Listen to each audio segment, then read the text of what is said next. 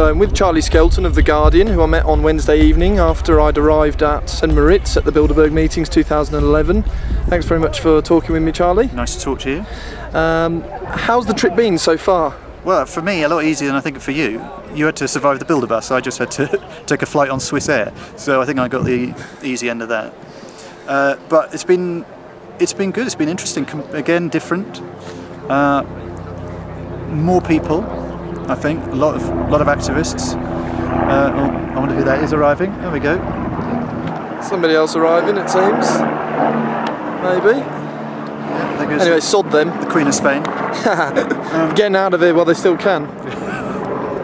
So yeah, what have I been doing? Just filing my reports for The Guardian. I mean, calling me from The Guardian might be a bit strong. I'm just a freelancer, but I'm working with The Guardian and supplying them. Yeah, sorry, you write for The Guardian on behalf freelance for the Bilderberg meetings, yeah. Though. You've done it for the last couple of years. Yeah.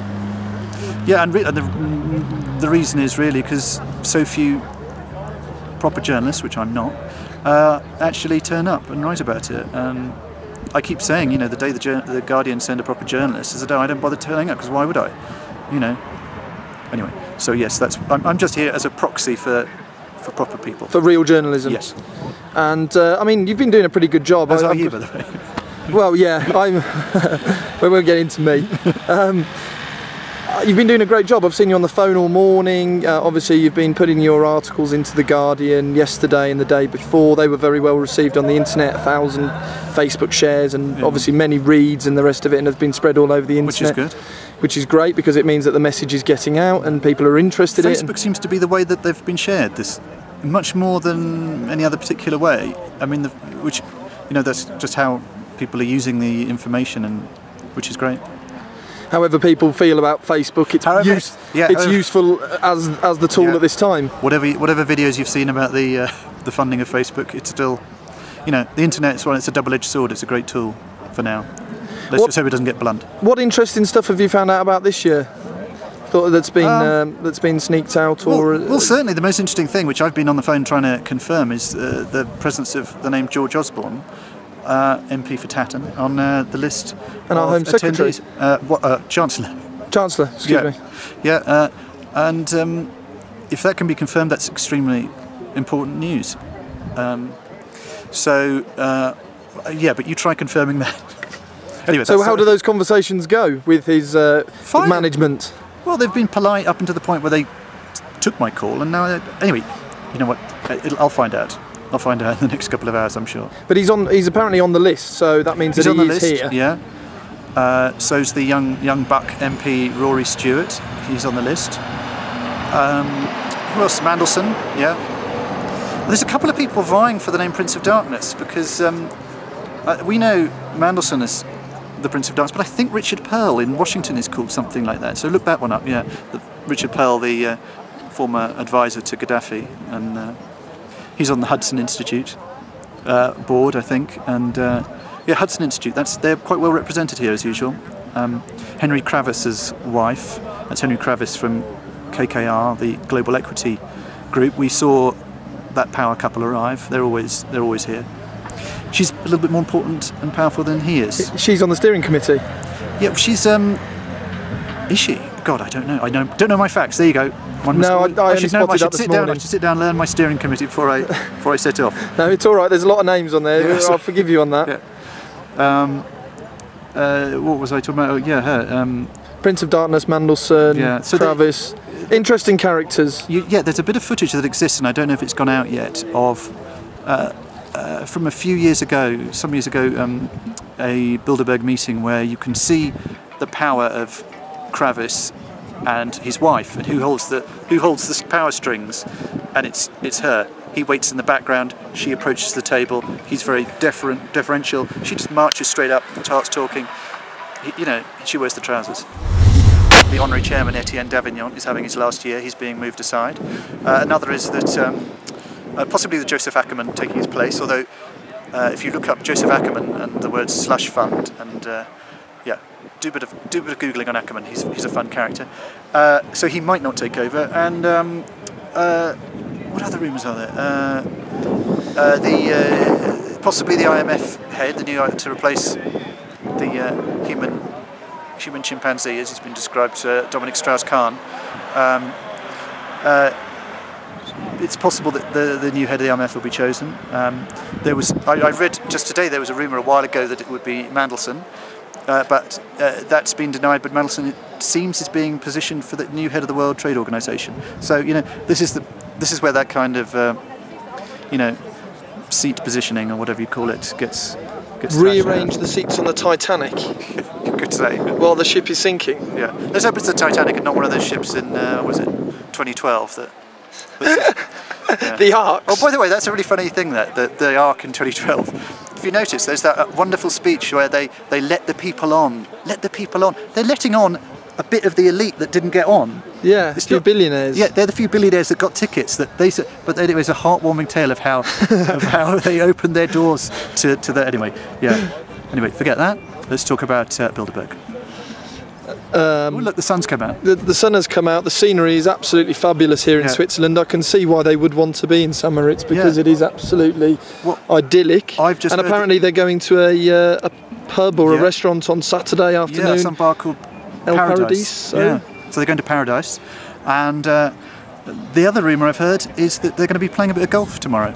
Oh, fantastic. So let's see. Do we know which golf club? Let's see what Kissinger's swing is like. Do we know which golf club? I don't, but I imagine there's not many around here. It's not exactly golf friendly. Your driver would have to be pretty good to get up that fairway. Yeah, that's the tricky 14th dog leg there. Anyway.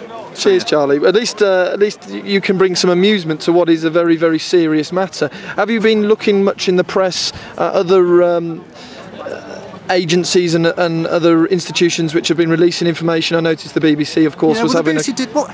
Do you know that was the BBC News magazine did an article which was, it had some balanced stuff in it, although the balance of it was skewed, I would say, towards look at those lunatics talking about Bilderberg, and they extensively quoted David Aronovich, who's one of the kind of Bilderberg spin merchants, and he quite often comes out with a piece attacking anyone that takes it seriously. As they obviously do, because they travel from all over the world to be here. I know, you just don't get the heads of banks taking 4 days out of their schedule. I mean, these are the CEOs of the biggest banks in the world. One of the people, who is it? The head of Barclays. Marcus Agius, or Agius, however you say it. The head of Canada's second largest bank. I think it's called something like Toronto Dominion. He's been confirmed this year. He's not taking 4 days out to play a bit of golf. He might, who knows, he might practice his swing at some point, but this is serious stuff. And I'm insulted by what David Aronovich was writing about people that are concerned about this. I find it stupid, ill-informed, and I took him to task in my Guardian piece. Anyway. Good. I'm glad to hear it. Yeah. I was on the internet this morning. I noticed that Forbes have done a piece, as have Time magazine. There seems to be more coverage this year than there was last year. Yeah, I would say so. Yeah, particularly in the Swiss media, the local media here really has made it a story, and obviously it's because it's physically here, so it's kind of the story has come to them. But that's great, and if it can just kind of bleed out a little bit, into the. If people press their share buttons on their Facebook enough times, become friends with journalists, share it that way. Ring them, tell them to. Do you know about this? I don't know anything about it. Ask them to have a look at it, because most people, I think, in the public domain still don't or have never heard of the Bilderberg Group. This is a very important point, and I'm very much convinced of the fact that the primary reason Bilderberg doesn't get talked about is ignorance. And I've rung up people that work on the news desk of major organisations, major newspapers. I spoke to the forward planner, one of the forward planners from the Today programme on Radio 4, just the other day. I was actually on that programme last year talking about it. I spoke to them this year, and the guy went, "Oh yeah, Bilderberg, that rings a bell."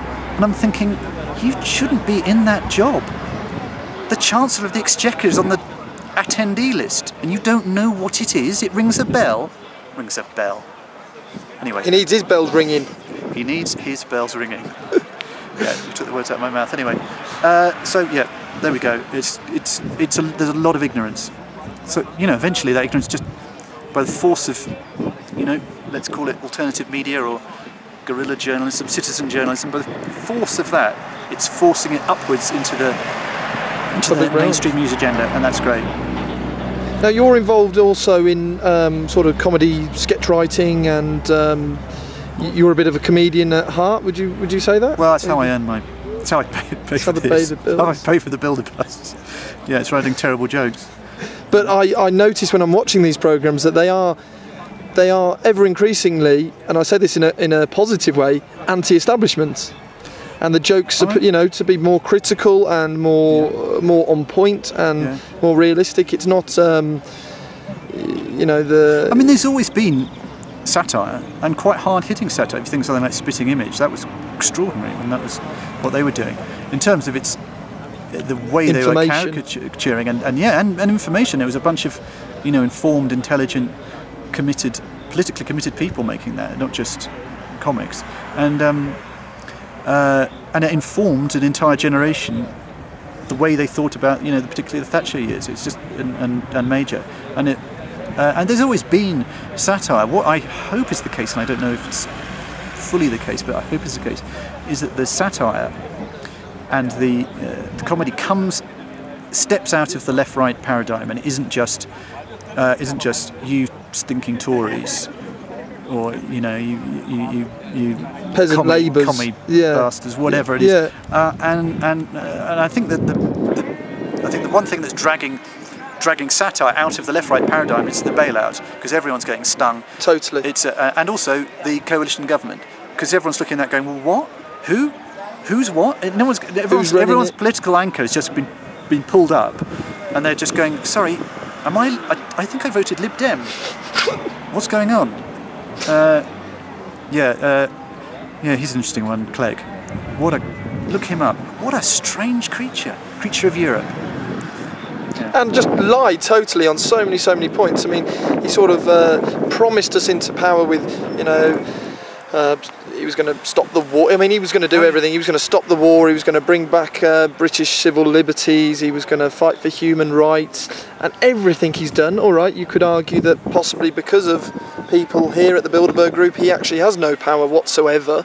But there doesn't appear to be any change, and it just appears to have all been expedient lies that, once again, they've just sold the public. But you look at someone who's I'm going to take a punt on this, who is a committed politician, someone like Vince Cable, and I think genuinely wanted to make a difference, that he just got hung out to dry. They stitched him up.